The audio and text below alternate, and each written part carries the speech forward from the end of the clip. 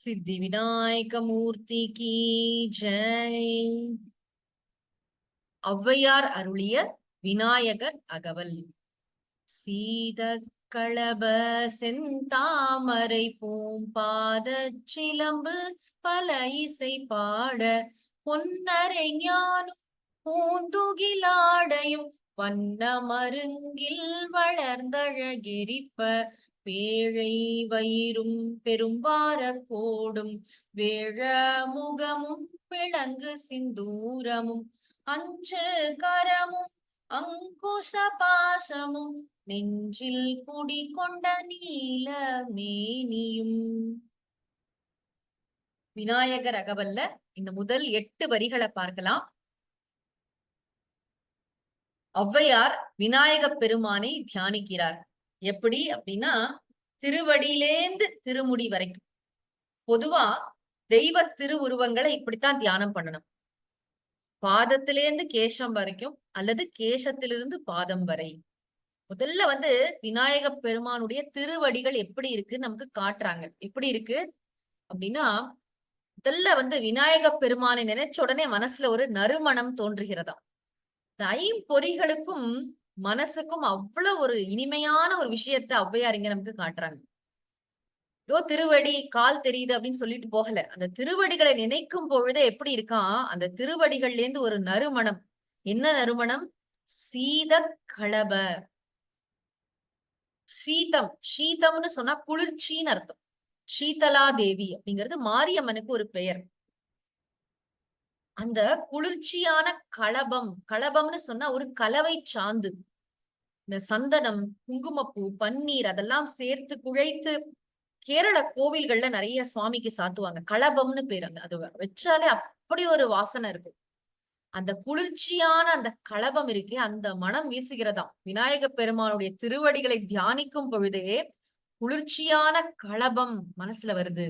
சீத களப எப்படி இருக்கா அது பாக்குறதுக்கு. அந்த திருவடி செந்தாமரை பூவும் பாதம். இந்த தாமரைப்பூ, செந்தாமரை பூ இருக்கு இல்லையா, அது எப்படி என்ன கலர்ல இருக்குமோ அந்த நிறத்துல விநாயக பெருமானுடைய உள்ளம் கால்கள் அப்படி இருக்கான். அந்த கால் செக்கச்சவேல்னு செந்தாமரை போன்று மென்மையாக அந்த தாமரை நிறத்துல இருக்கக்கூடிய திருவடிகள். கண்ணுக்கு ஒரு விஷயம் சொல்றாரு பாருங்க, என்ன ஒரு அழகா இருக்குது. அதே மாதிரி பாத சிலம்பு, அந்த பாதம் இருக்கு இல்லையா, அந்த பாதத்துல சிலம்பு அணிஞ்சிருக்காரு பிள்ளையார். அந்த சிலம்பு பல இசை பாட, பலவிதமான இசை தோன்றுகிறதாம். என்ன இசை அப்படின்னா, சாதாரண இசை அல்ல. வேதமே அதிலிருந்துதான் தோன்றுகிறது. வேத ஒலிகள், நாதம், நாத பிரம்மம். இந்த பிரபஞ்சத்தில் உள்ள அத்தனை ஒலிகளுக்கும் ஆதாரம் அங்கிருந்து பிறக்கிறது. சொல் உலகம்னு சொல்றோம் இல்லையா, அது முழுக்க முழுக்க விநாயக பெருமானுடைய அந்த பாத சிலம்பிலிருந்து எழுகின்ற ஒலிகள்.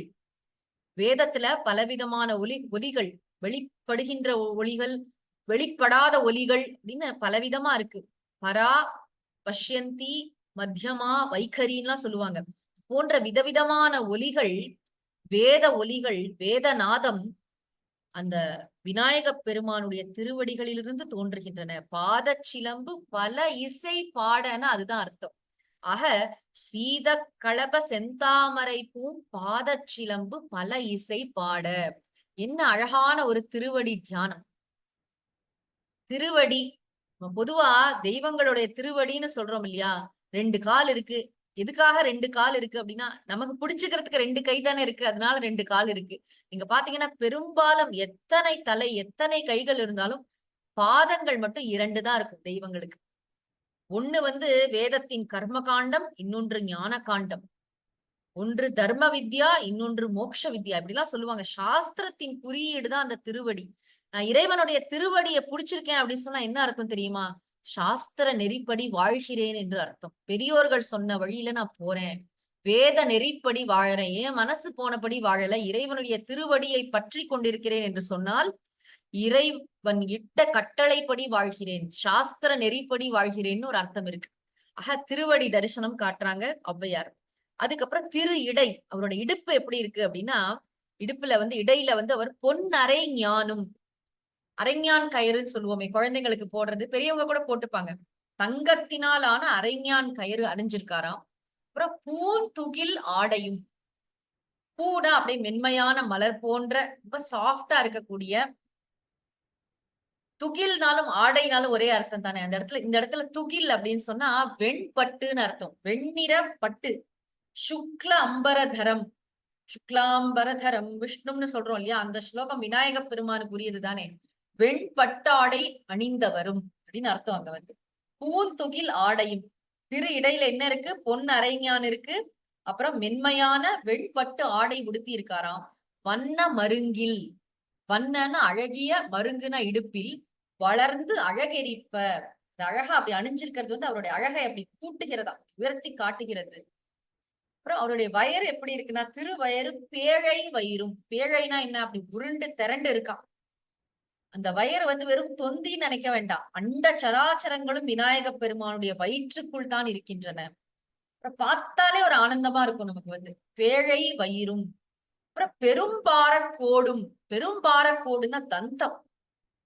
ஆண் யானைக்கு தான் தந்தம் இருக்கும், பெண் யானைக்கு இருக்காது.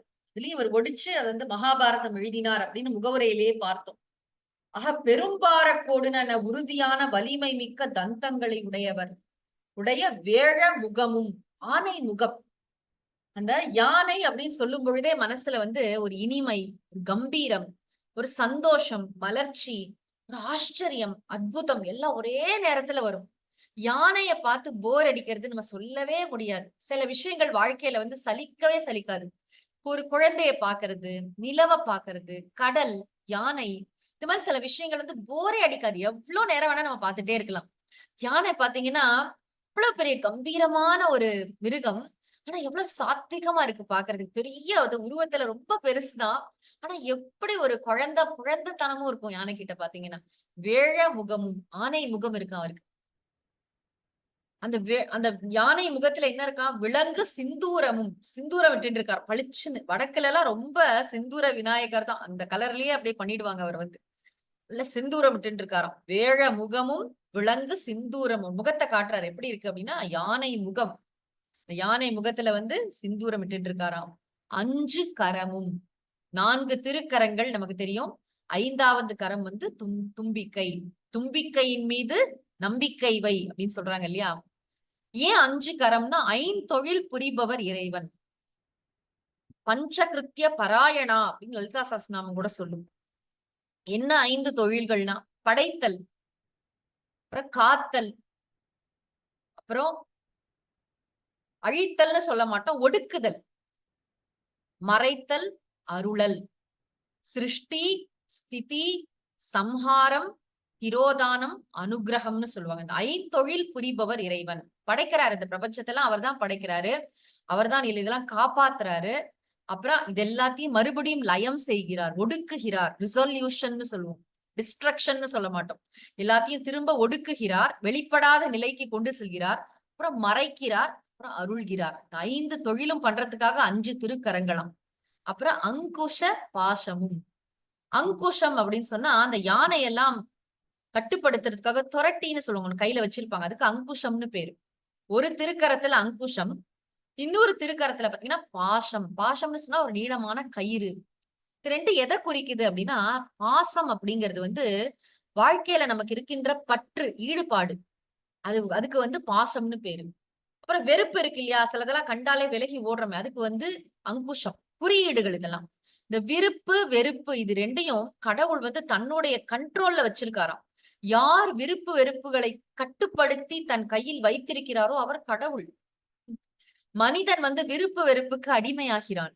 கடவுள் விருப்பு வெறுப்பு அற்றவர். விருப்பு வெறுப்புகளை அவர் ஆள்கிறார்.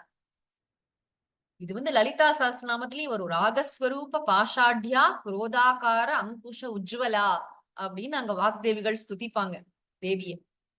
இங்க என்ன சொல்றோம் அப்படின்னா, விநாயக பெருமான் எப்படிப்பட்டவர்னா விருப்பு வெறுப்பு எல்லாத்தையும் அவருடைய கண்ட்ரோல்ல வச்சிருக்காராம். வேண்டுதல் வேண்டாமை இலான் அப்படின்னு திருவள்ளுவர் இவரை தான் சொல்றாரு.